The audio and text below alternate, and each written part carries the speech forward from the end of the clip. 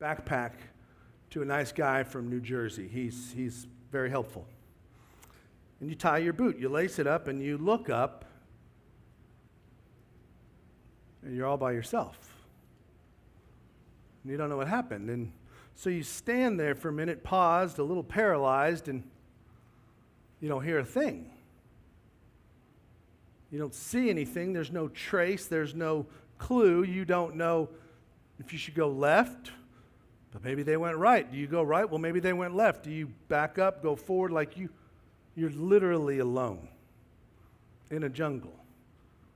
For a second, you think, this is a joke, right? This is like a practical joke, like a prank, and I'll be fine. They're going to come around the corner and come back, and yet you can't shake the feeling. You're in a jungle by yourself. You put one foot in front of the other and attempt to try to go somewhere. Where? You don't know. You have no idea. You think, well, maybe I'll backtrack, but you don't even know the path in which you got to where you are. You are completely alone. What would you feel? I mean, obvious fear, frustration. Like, why did I book the trip? Why did I tie my boot? Why did I give my backpack with my water and my compass and my watch and anything that I could possibly need at this moment to a stranger from New Jersey? You would have this overwhelming sadness for a second that just starts to feel like these walls are closed in, but you hear the sounds, you know what lurks, you understand the reality of where you are. You are in a jungle by yourself. And if you're normal, you'll do what's natural, and you will begin to give up hope again and again, a second after a second, a minute after a minute, until you, at one point, maybe a minute, an hour, a couple hours, a day, you'd be hopeless. You don't have it. It's like you don't think you're going to get rescued. You think you will be eaten or killed or starve or die. Like, you're hopeless. If you were to find a preaching book of sermons, I don't think this intro would be at the top of the list for Mother's Day. And yet, I don't speak from experience except for had a mom, have a mom, been married to a mom, have 3 kids with mom. Like, I think, if we're being honest, ladies, there's a time in the upbringing that you could identify with the person in the jungle. You don't have what you need to take care of this tiny human. They apparently don't sleep. You used to sleep, and you can't now. They eat. And when they don't eat, they don't just walk up and say, hey, can I get some food? They just start crying. But you don't know it's crying because it could be this kind of crying or teething crying or whatever. Like, it's just this moment in parenting, I would imagine, for moms that, I don't know. This isn't exactly what I signed up for. It's a little scary. It's not always perfect. Maybe it's because you had a mom, and Mother's Day is this moment that feels a little hopeless because you know this side of heaven you won't hear that voice. Maybe you want to be a mom, and test after test and treatment after treatment. This time in your life, this day particularly, feels very lonely, very difficult, very heavy.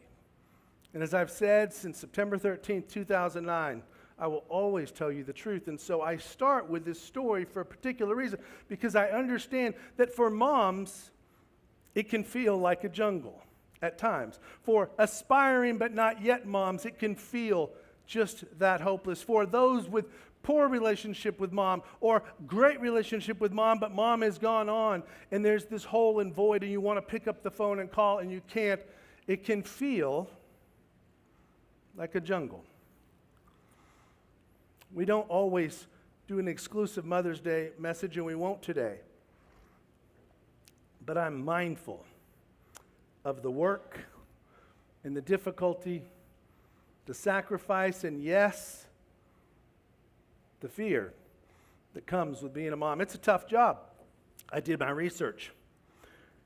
Surveyed 19,000 moms, not me, someone else. Just looked at the work they did on an average week. Took a collection of tasks performed, broke it down by hours given.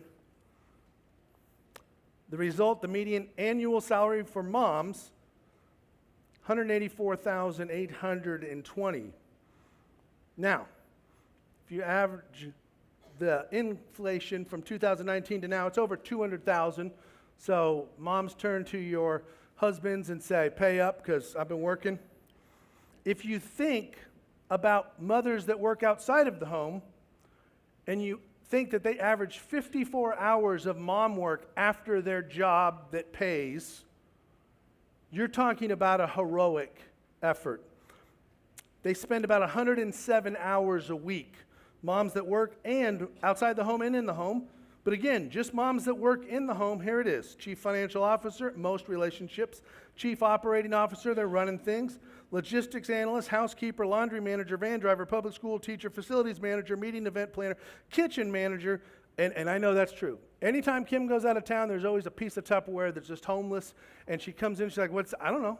Where does this go? I looked everywhere. I went to the neighbor's house. I couldn't find anywhere to put this piece of Tupperware. You got to figure it out, babe. Assistant athletics director, staff nurse. That's true. I mean, we leave the medicine out now. We have grandkids now. They just get hurt all the time. It's like they invent ways to injure themselves. These little kids are just dumb, and I love them, but just like, stop. I just want to wrap them up in like the Amazon puffy things. Just so it comes in the packaging. Just walk around in that, kid. This is driving me nuts. I'm too old for this. Here we go. Physical therapy supervisor, bookkeeper, nutrition director. Not all moms. Some of y'all just, here's some Doritos, slush up, Cheez-Its, go away. Fast food cook, server, conflict manager, interior designer, fundraising coordinator, and the list goes on.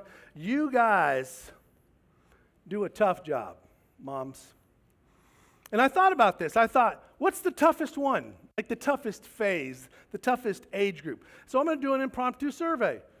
Just go with your gut. Let me give all the possible choices, and then we'll ask for a show of hands, and y'all can argue about it in the lobby later. Here we go. Newborn stage. You got sleepless nights, and you got the draining of feeding, and the exhaustion of not knowing what to do, and everyone's, breaking him down. Oh, he's got his fat father's elbow, and you're like, shut up. It's just... Anyway, you got the newborn stage. Then you got the toddler stage. That's where they're no, no, no, and they look at you and run the opposite way, and drinking out of the toilet, and it's that phase. You're like, would you just stop? And then you got the school age phase. They're playing sports, and they like their teacher way more than you, Mom, and it's sad. And you got to help them do their work, and they're telling you, like Emily used to say, that's not how you spell it. That's how I spell it. And you're like, you're never going to amount to anything, honey. I'm sorry. And she's great, an amazing teacher herself, and a great mother. Then you have the teenage years, super challenging, butting of heads, senior year, drama, boyfriends, girlfriends, all of that. It's just a teenage phase. It's expensive. You're just handing the wallet out. Our kids now are just Zelle. Like, can we just Zelle us? Like, no, I don't want to Zelle anybody. Then you have adult kids. I think some parents, unfortunately, if you've never had adult kids, you think there's like a switch or some type of an end, or you get to the thing and they ring the bell. Like, you're done parenting. You don't have to care about them anymore. No way. My vote is adult kids are the worst. No offense. They're hard, difficult. They're still on the books a little bit just because they're like they make kids that you have to pay for. It's like tricky. Like, you have to pay for me, but now you got to pay for them. Okay? So, show of hands, newborn. What is that, the hopeless one? You have a newborn probably, okay? Toddler phase. Anybody think toddler? This is the phase, moms, that when they were in it, you're like, it's never going to end. They're stuck. This is Benjamin Button stuff. They're always going to be 3. I'm doomed. I'll never eat again.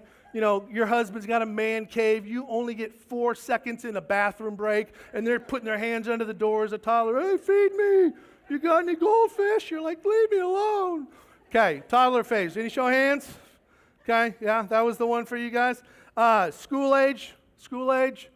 Y'all okay? Because you got school age. You're like, I'm just an Uber driver. That's what you feel like. Alex, help out. Come on, man. Pitch in. Here we go. Teenage years. Anybody fight with their kids? Yeah. I see one mom. I won't point her out. She's literally pointing above both of her kids. Like, these two. Driving me crazy. They're sitting there talking to each other. The teenager's like, that's a short drive. Let's be honest. Listen, teenagers are tough because they are smart and sassy and can talk back. And sometimes they're more eloquent and able to put you in your place. And you're like, give me your car keys. And that's the only thing you can do at that point. Adult kids, anybody struggle with that? Yeah. Everyone 50 and over are like, oh, man, you don't even know. Graduation, weddings, candy. That's a cakewalk. Wait till they just, no, that's hard. So I think it is fitting that, especially for moms, we could talk about the burden of hopelessness. It's different than another burden. It's not something you have, it's something you don't. Your bag is completely empty and you lug it around. You don't have hope that things will change.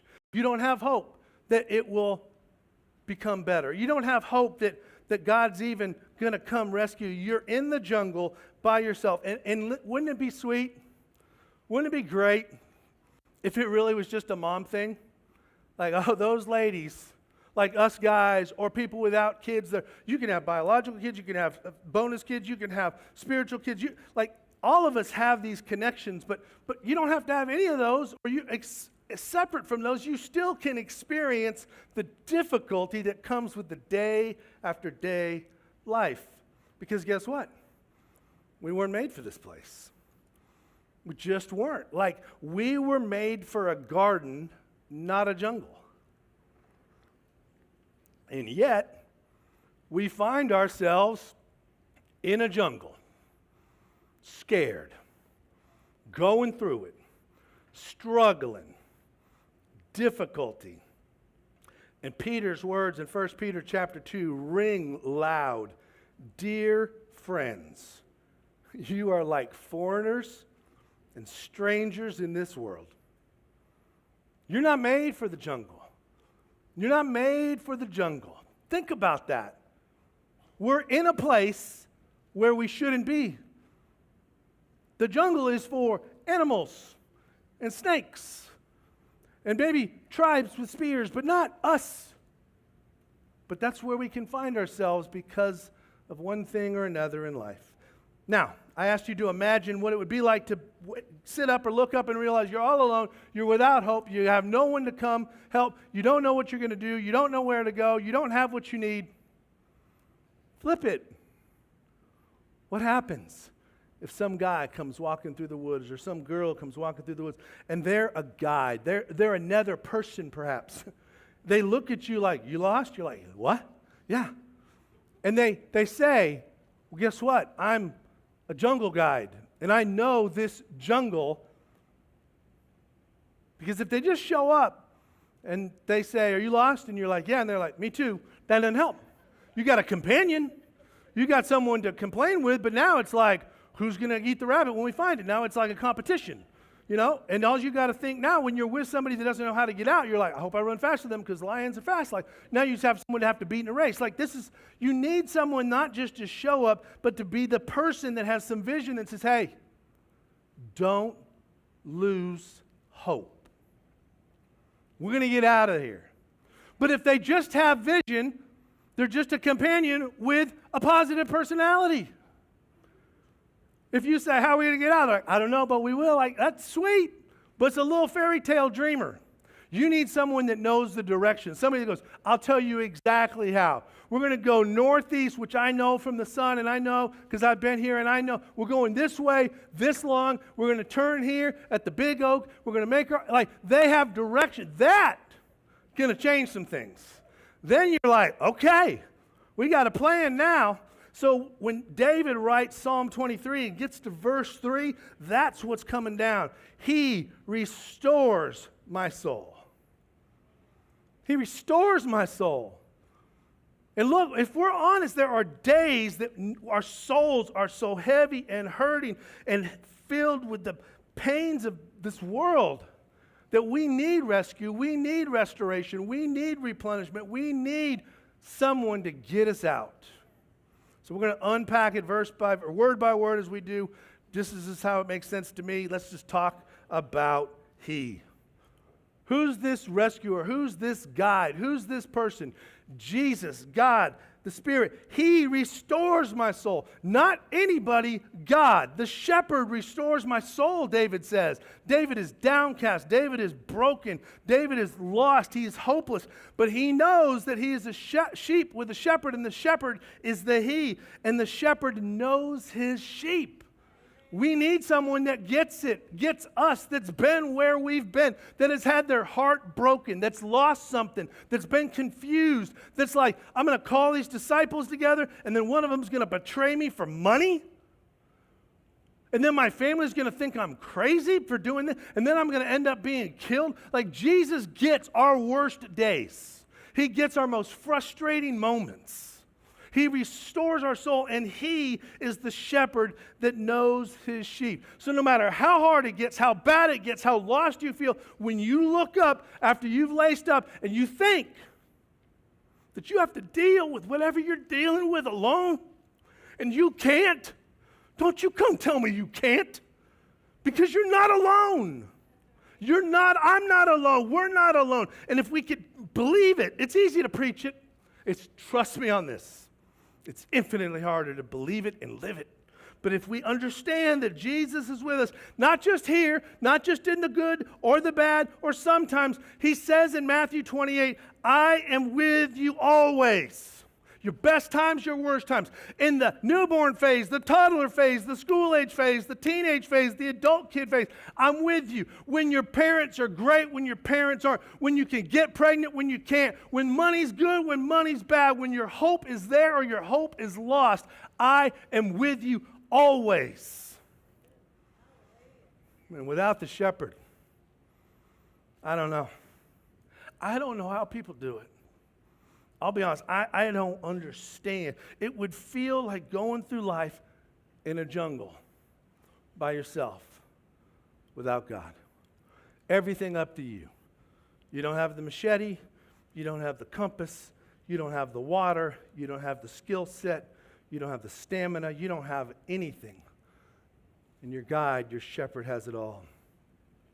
I read a powerful story about a lady named Mary Thomas. She had 9 kids living in Chicago's rough west side. Now it's the south side, but at the time it was the west side neighborhood. 7 of these 9 kids of Mary's kids were boys, constantly stretching the boundaries, constantly questioning Mary's authority and patience. One day in 1966, Mary opened her front door and found 25 guys outside.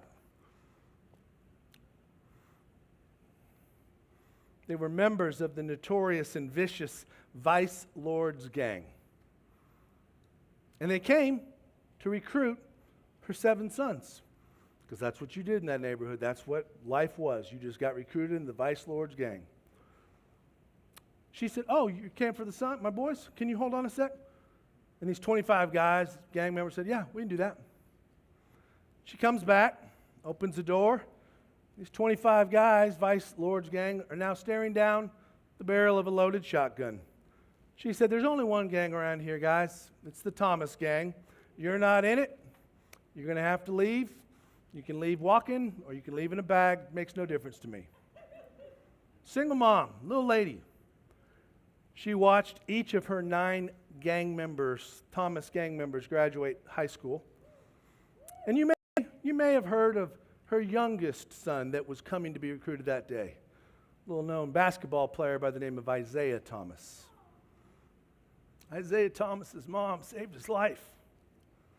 That's an amazing story, and yet there's times that even mom's not there, but Jesus is.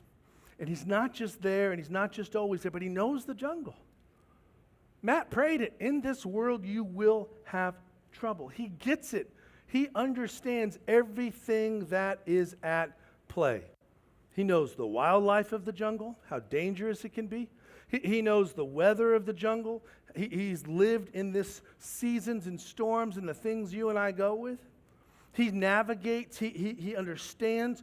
he listens to the Father and listens to where God sends, and he goes that way. He gets human threats. He understands betrayal and viciousness and anger and law. He gets it. He knows the jungle. And he doesn't take us out, but he restores. He restores. So he, this good guide, restores. I mean, he's active. He doesn't just be like, hey, I'm sorry you're lost. Let me hug you. Like, he restores.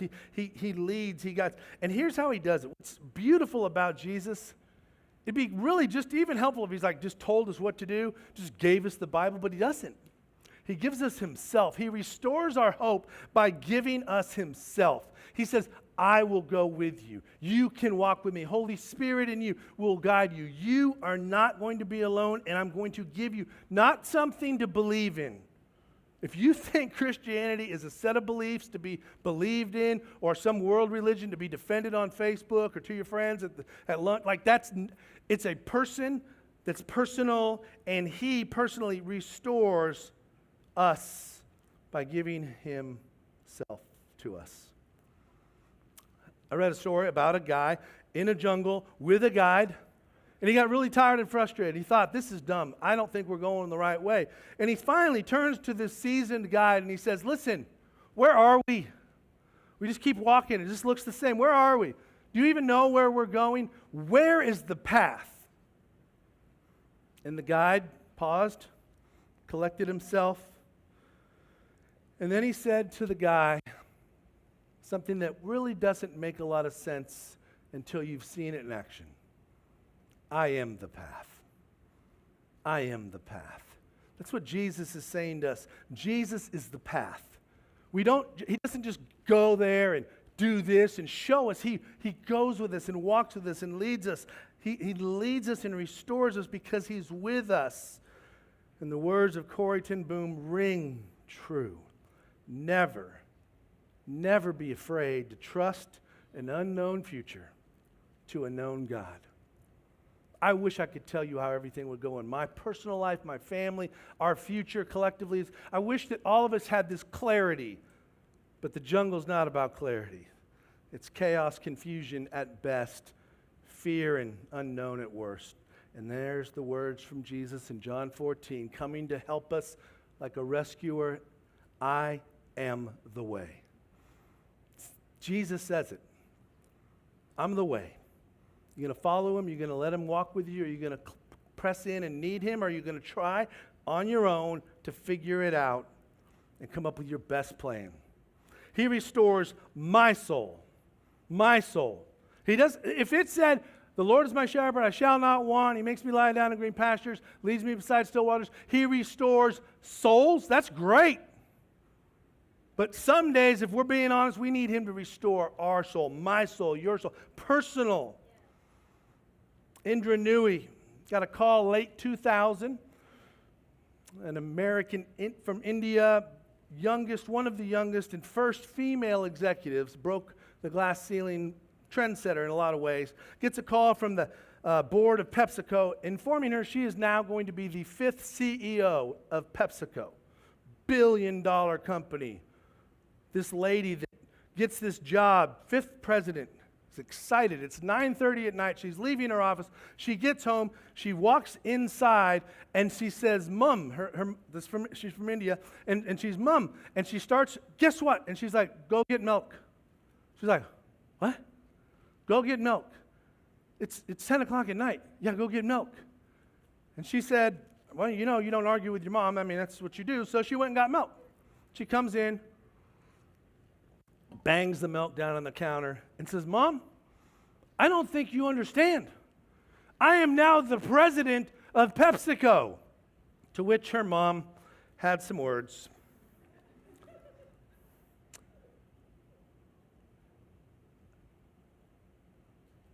What are you talking about?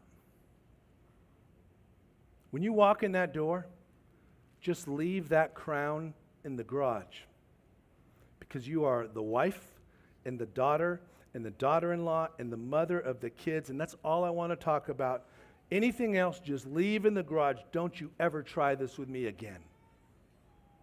And some of you are like, that's insensitive. That's why women aren't in leadership. That's archaic thing. Listen, What that mom knows and what she knew was that PepsiCo had 4 presidents before that, and it's had multiple since. But those kids get one mom. That husband gets one wife. That family gets one to do that job. And that mom knew intrinsically the most important role is the role that you cannot just pawn off or vote somebody else into. And so I want to tell you right now, when it says restores my soul, it's such good news. Because there are people that can do a lot of things, but Jesus can do it particularly and specifically and especially for your soul. Wherever your soul is, your heart is, your hope is, whatever you're dealing with, like a mother, the Bible says, caring for her children. That's how God interacts with us. Not just a father disciplining his sons. We're good at quoting that part. But like a mother caring for her children. Don't you just leave that crown in the garage. This is the most important role. And so the words of Psalm 121, again from David, ring. I lift up my eyes to the hills. Where does my help come from? My help comes from the Lord, the maker of heaven and earth. He will not let your foot slip. He will watch over you. You will not slumber. The Lord watches over you. The sun will not harm you by day, nor the moon by night. The Lord will keep you from all harm, and he will watch over your life. It's not our lives. It's not lives generic. It's personal. My shepherd, my help, my rescue. Like, this is beautifully personal, which makes it so powerful. And then lastly, he restores my soul. He restores my soul, my life, my hope, my countenance, my understanding, my stamina, my very heart itself.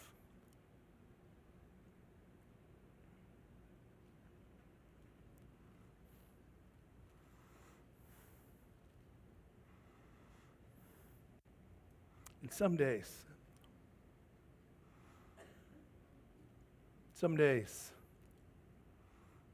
we settle for just being scared in the jungle, alone. The words from Paul in Colossians say, don't shuffle along, eyes to the ground, absorbed with the things right in front of you. Look up. Be alert to what is going on around Christ. See things from his perspective. And may these words from Jesus himself in John 10 be a blessing to us all, wherever we are, because not all of us are in the jungle right now. Not all of us are stranded and hurting and broken and hopeless. And maybe things are great with mom, or great with kids, or great with life, and your soul doesn't need restoring. But if you've lived any amount, you know there'll be a moment where you'll bend down to tie your boot and look up, and you will feel overwhelmed and completely lost. And these words from John 10 say, I have come that they may have life, and life in abundance, and have it in abundance. See, I think that's the tricky thing about hope.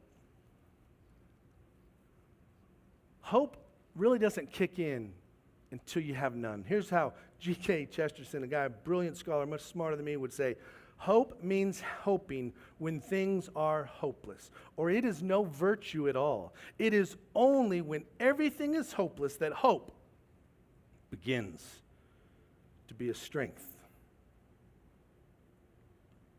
It doesn't seem compassionate or kind or maybe even appropriate on this happy Mother's Day to say, guess what? If you, not everybody, but if you at this moment are without hope, you're in a good place.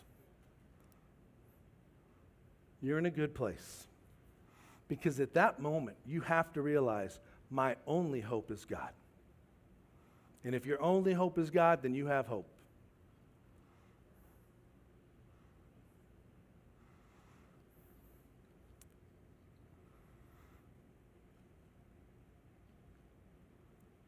See, hope doesn't change things.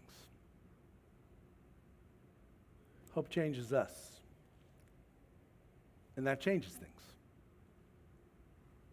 I'll give you a real-time example. Kim and my and many of us, sweet friend, Jennifer Odell. Sweet, strong. Said goodbye to her earthly mother yesterday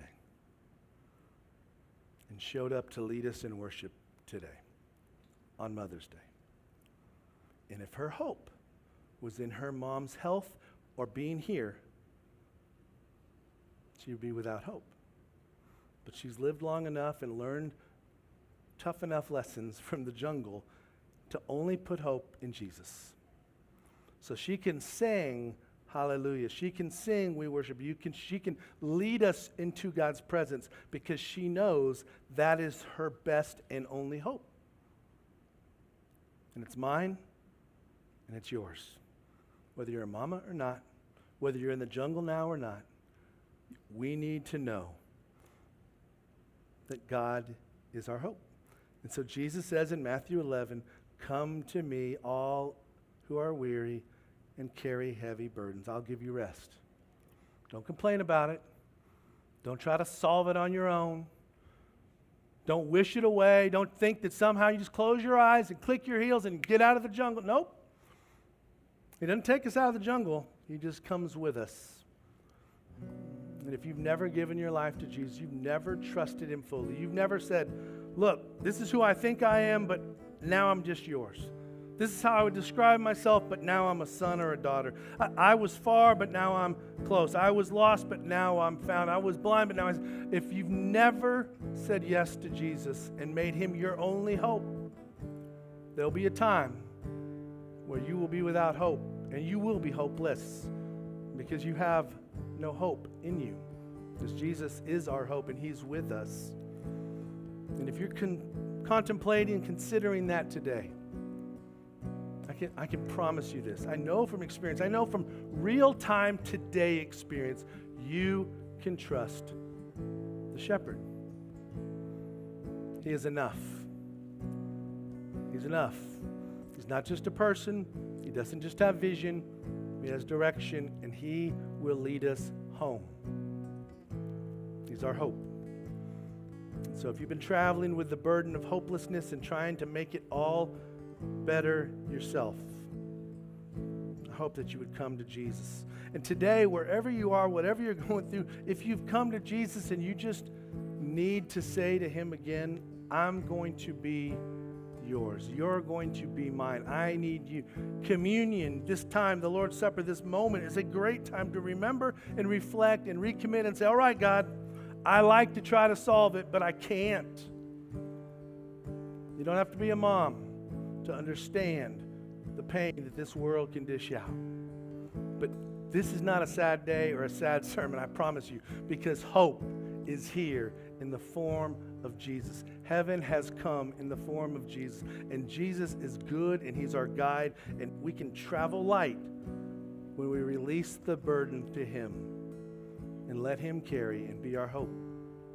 Let me pray for that. God, as we commune, I just ask, Lord, that you'd be enough. You'd be enough. And I know you are. But if we don't give you everything, we're saying to you, you're not enough. I just ask, God, that if anybody here is in the middle of this jungle and they are without hope, they would know that you are with us always. And you know the jungle, you are the path, and you're going to lead us home. And as we commune now, as we take this bread and take this juice, it reminds us that a homecoming is inevitable, that we will make it out of this jungle. We do have a home, and it's not this jungle, but someday soon. Barb beat us there. You will wipe every tear from our eyes.